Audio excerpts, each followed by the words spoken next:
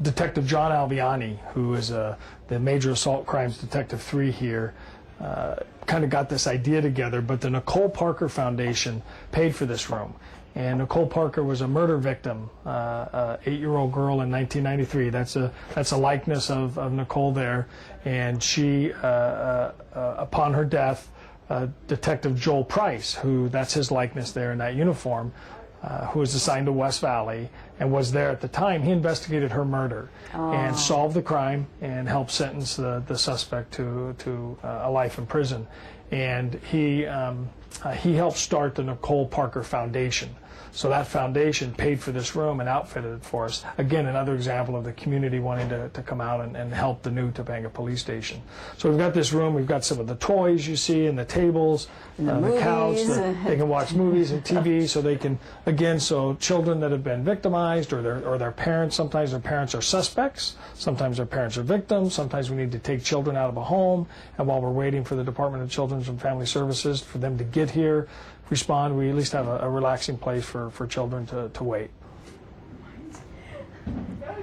Okay, so Captain Sherman, now we're in the Watch Commander's office. Correct. And this looks like this is the nerve center of your It is. station. The nerve center is a good word to use. I call this the operational hub. This is 24 hours a day, 7 days a week.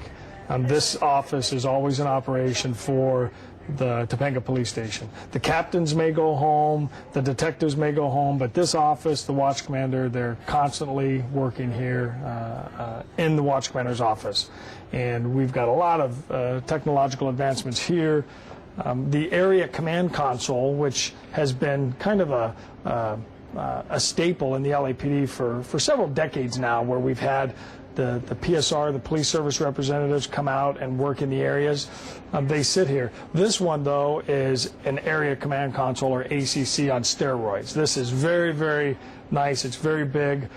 During the evening hours, we have a police service representative assigned to us, and she works here, and she manages all the calls and all the units for the area. Is that what this is? That's what that is up there. That's the units and where they're working and where they're at right now. Okay. We have a bank of security cameras here showing some of the arrestees in the tank, and then we have the larger cameras up here that are interchangeable if we need if there's a pursuit going on and we need to go tune into news. We have television stations where we can plug on the news stations, or if there's an unusual occurrence or a natural disaster, we can use them.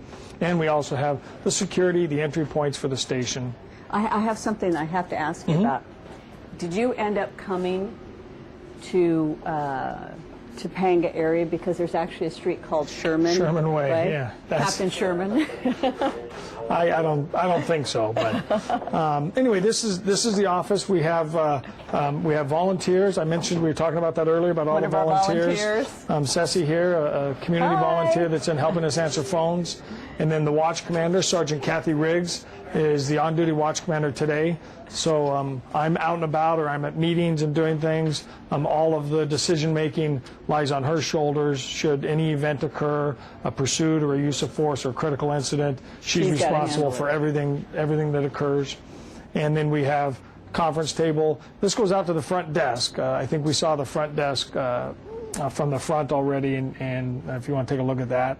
What's this over here? That's the lieutenant's office. That's the kind of a small room that can be used for small meetings or conferences with the supervisors or the watch commanders. Somebody needs to do any administrative work. This place here, nobody's here now because we're standing around here with the cameras, so nobody wants to come around.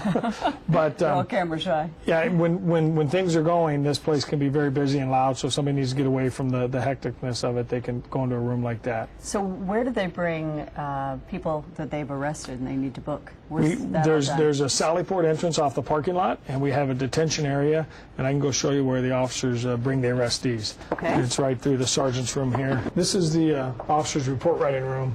This is where the officers come to do reports. It's also where, if they bring in arrestees from the field, they'll put them into the holding tanks, and they'll come in here and they'll process all the paperwork necessary for booking someone. And evidence. I'm noticing all the tags. All our evidence, we have an evidence table here. We've got a number of computers. Probably every report averages maybe 12 to 15 pages of paperwork. On TV, it looks all exciting. You go out there and you arrest a bad guy, and it seems like they're back out on the street in 5 minutes. But easily 3 or 4 hours with a simple arrest, where the officers make the arrest out in the field, come in, they got to process the evidence, get booking approval from a supervisor, and then come in here and do all the paperwork and write the reports and so on.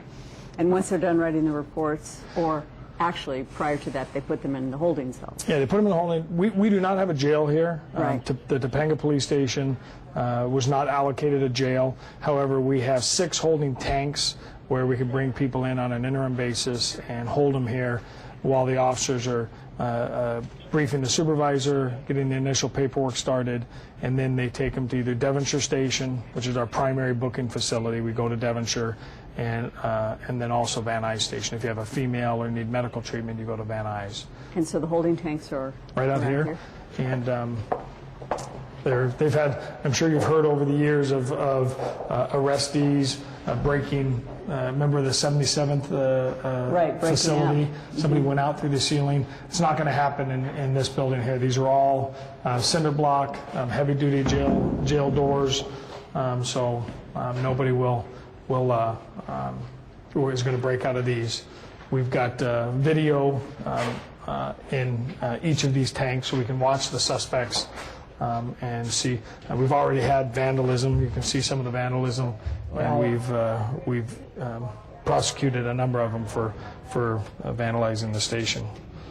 Okay, so this is the women's locker room, and the men's is just like it? Right, and we have, besides the normal restroom necessities, we have cot rooms. Officers can work all night long or all day long, and not want to drive home or have court all day and only get a few hours sleep before they come back to work, so we have an area to rest.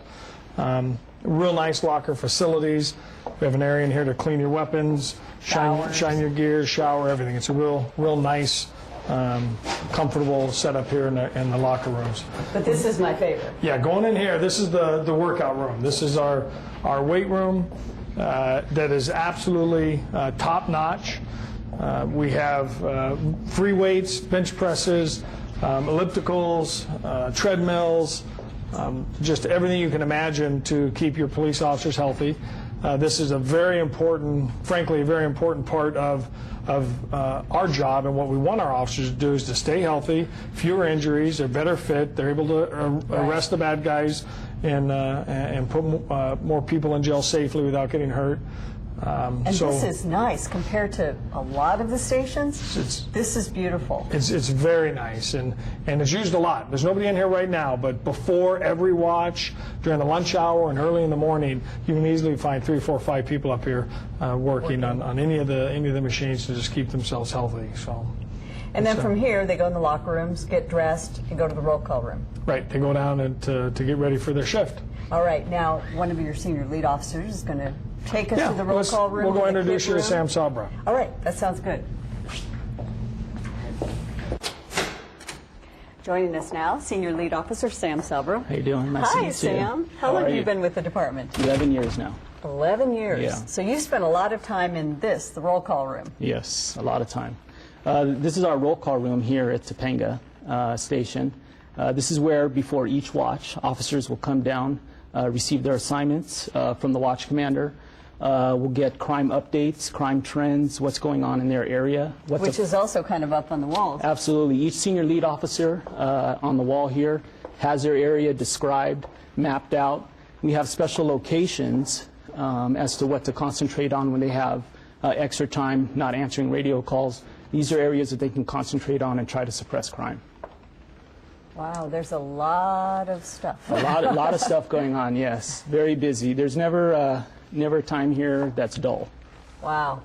And now, I've been to a few roll calls, and I always notice that officers always sit in the back. Yes. It's like probably 1, 2, 3. The first 3 rows are always empty. Yes. Why is that? Explain that. Well, traditionally, if you're a probationer, first year on the job, it's always good to sit in the front row. That's where you're most attentive and most forward, most eager to receive your information and assignment. So that's where usually the probationers, the rookie officers will sit in the front row, and the more senior officers will sit closer to the back. That sounds good, Yeah. but I know that the old timers just don't want to be up front because they don't want anybody asking them something. Yeah, true. No, it's just something I've noticed. Yes. So once they've gone to roll call,